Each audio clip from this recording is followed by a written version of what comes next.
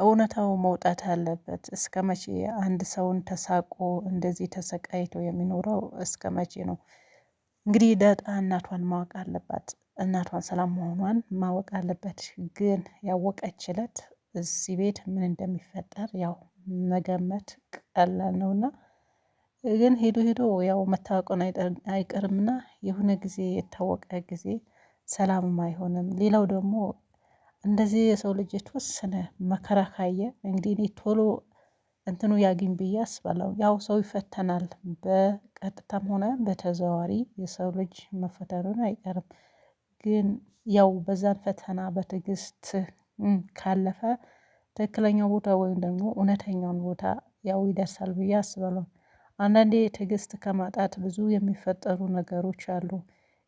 ትዕግስትን እንደምንም ባሳልፎ ግን ጣፋጭ ቦታ የሚደርስ አለና ሌላው ደግሞ እንደዚህ ይሄን ሲባል ደግሞ እውነታው ደግሞ እየታወቀ እያለ እንዳይታወቅ ደግሞ ልክ እንደ ዳጣ በቤቱም ሰውን በምንም ይወጣል። ግን ያ እንደዛ የሚያደርግ ሰው አለና እንደዚህ መደረግ የለበትም። ካላወቀ ያው አላወቀም ይባላልና ግን ያወቁ ሰዎች ደግሞ ሌላ ሌላ ነገር ከመፈለግ እውነታውን ነግሮ ተናግሮ እንትን ማለት አለበት ብዬ አስባለሁ። ነገ ከነገ ወዲያ እንደዚህ እየተባለ ቀላሉ ነገር እየተካበደ አንዳንዴ ደግሞ ትዕግስትም ሲያጣ ሰው ያው ብዙ ወደ ራሱ እንትን የሚለው ነገር አለና ያ ነገሮች እንዳይፈጠሩ ቶሎ መድረስ አለበት። በቃ እስከመጨረሻው መሄድ አለበት ብዬ አላስብም።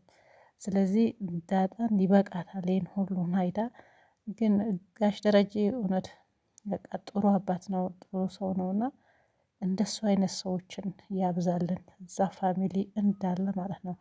ይሄን ድራማ በነገራችን ላይ ሁሉንም ያስተምራል።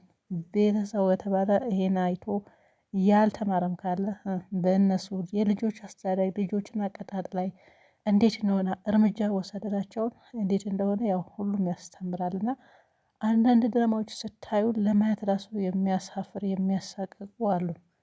እነዚህ በቃ ደስ እውነት ለመናገር በዚህ ሁሉ ማስተያየት ሰጥቡበት 100% በቃ አስተማሪ ነው ምን ብሎ ነው የሚሰጠው እኔም ጭምር ማለት ነው። ምክንያቱም ልጆቹ ራሱ ቢያዩት እኔ እንትን የሚል አይመስለኝም ምንም የሚያሳቅቅ ነገር አይደለም። እና ትክክለኛ ውሳኔ ወይም ደግሞ ትክክለኛ እንደ እንትን ነው የሚያስተላልፉት። ሰው ተመስጦ እንዲያያቸው ተመስጦ እንዲከተሉት ነው የሚያደርገው። እና ምንም ሰዓታቸው እንትን ቢሆንም ነገር ግን ያው ብዙ ትምህርት አለ የተማረ ሰው ማለት ነው። ያልተማረ ሰው እንዳትሉኝ። አይ አንዳንዴ ያን ሰው አይቶም ራሱ ብዙ የማይገባው የማይማር ሰው አለ።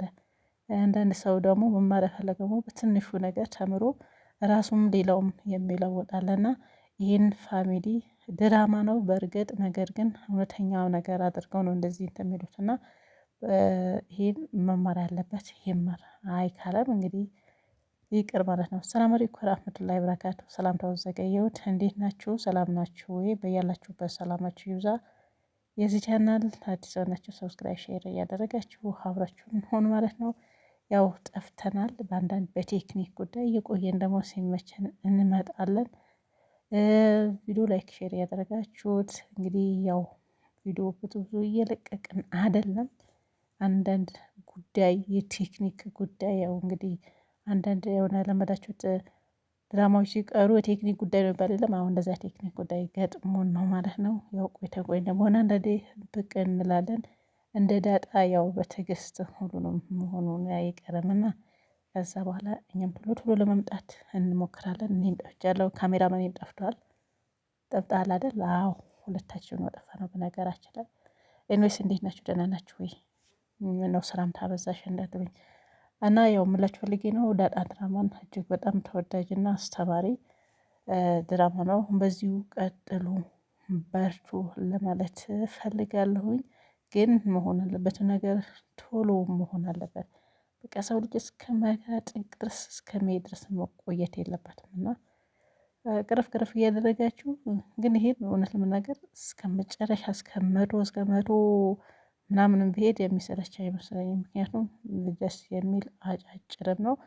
በዛ ላይ ደግሞ ብዙ የሚሰለችም አይደለም። አንዳንዱ እኮ ስታዩት የሚሰለቹ መጨረሻ አካባቢ የሚጨማምሩ ነገር አሉ። አንዳንዴ ደግሞ እዛው በዛውም እንትን የሚሉ አሉና ይሄን ሁሌም አዳዲስ ነገር ሁሌም አንዳንድ አንዳንድ ለውጥ እርምጃ ላይ ስለሚሄዱ ወይም ደግሞ ስለሚሸጋገሩ እውነት ለመናገር ደስ ይላል ማለት ነው። እዚህ ጋር ያው ወላጅም ምን አይነት ወላጅ እንደሆነ ታያላችሁ። ልጆቹም እንደዛ በተለይ ደግሞ ልጆች የሚቀጡበት፣ ሌላው ደግሞ ባልና ሚስት ተወያይተው በልጃቸው ላይ የሚሰጡትን እንትን እውነት ለመናገር ደስ ይላል። የብቻቸው ባልና ሚስት ብቻ ሆነው በጠረጴዛ አውርተው እንዲህ ቢሆን እንዲህ ነው እቺ ልጅ እንደዚህ ቢሆን በቃ የቤታቸው እንትን መነጋገር ላይ የለም። እንደዛ ነው። በነገራችን ላይ ሁለቱ ሰዎች ከተነጋገሩ ሌላው ከቤተሰቡ ያው ከአባወራ ወይም ደግሞ ከማወራው ውጭ አይሆንም ማለት ነው። ስለዚህ ዋናው ቁልፉ ሰዎች እነሱ የቤተሰቡ ነው እና አባትና እናት ናቸው። እነሱ ችግራቸውም እንትናቸውም እንደዚህ በጥሬ በዛ ዙሪያ ካወሩ ልጆቹም የሚወጡ በዛ ነው እና ያው ዋናው ሚና የሚጫወቱት ወላጅ ናቸው ብዬ አስባለሁኝ።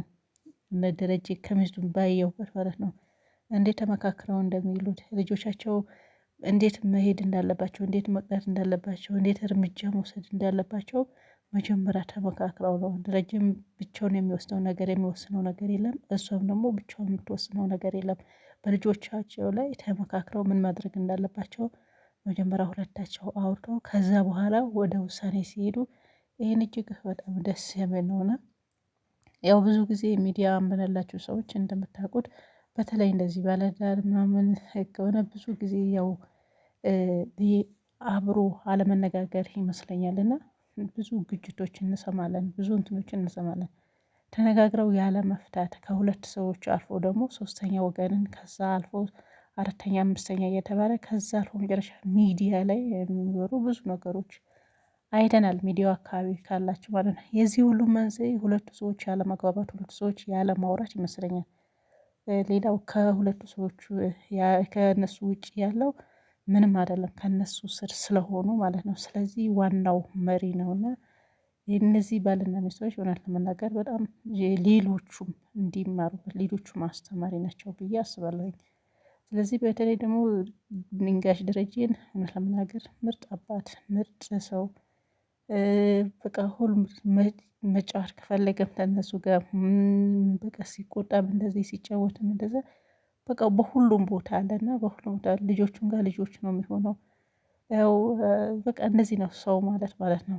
ይሄድ ወደ ታች ለወላዱ በተለይ ደግሞ ለወላጆች የልጆቻቸውን ፍቅር ሲሰጡ መጫወት አለባቸው፣ መንከር አለባቸው። የሁሉም ነገር ክፍለ ጊዜ ያወጥተው በእንደዛ እውነት ሲያካሂዱ ያው እውነት ደስ ይላልና ጋሽ ደረጀ ያው በዛ ሁኔታ ያለ ይመስለኛልና ይህ ትክክለኛ በቃ አስተማሪ የሆኑ ሰዎች ናቸው። ለማየት ራሱ የማይከብዱ ወይም ደግሞ የማያሳቅቁ ሁሉም ወላጆች ከነዚህ ቤት ይህን ድራ የሚከታተል ወላጅ አለ ወይ እንዳትሉኝ፣ ሊኖር ይችላል። ካሉ ግን በእርግጠኝነት ሁሉም ነገር ያስተምራሉ ብዬ አስባለሁ። ምክንያቱም ሁሉም ነገር ስላለ እነሱ ጋር ዋናው በቃ ቁጭ ብለው ችግራቸው እንትናቸውም ተወያይተው የሚፈቱትን ነገር የነገር እውነት ለመናገር ደስ ይላል እና ሁላችሁም ተማሩ።